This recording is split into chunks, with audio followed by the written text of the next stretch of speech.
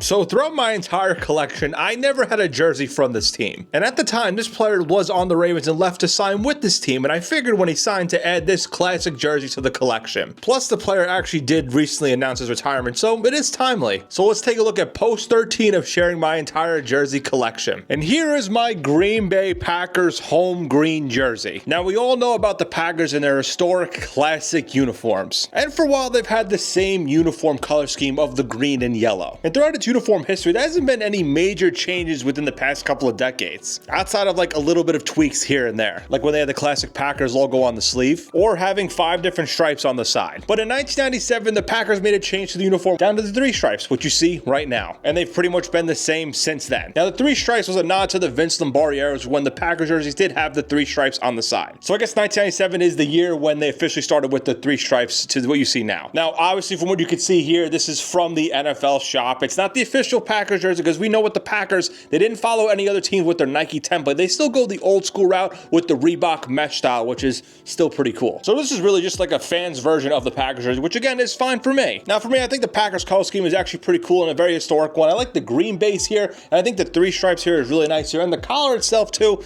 is pretty nice. And obviously, again, I know it is not the regular Packers ones you see on the field here. This is definitely a Fanatics Nike style template here. It's still, though, it's pretty cool. Now, I said this player left the Ravens to sign with the Packers. That's when I got the jersey here. And well, the player here is Za'Darius Smith. Now, Smith did just recently announce his retirement from the NFL after playing 11 seasons. And Smith only did have a 3-year stint in Green Bay, but he really had a good run there, having 13.5 and 12.5 sacks in his first 2 seasons respectively. While with this time with the Packers, he was a 2-time Pro Bowler and a 2020 second team All-Pro selection. And look, it was a case for me where at the time I was a big fan of Za'Darius Smith and I liked him on the Ravens, and I wanted a Packers jersey in the collection of sorts, and I figured he left to sign with them. It's a good nod to support a former Raven. Now, do I wear this one often?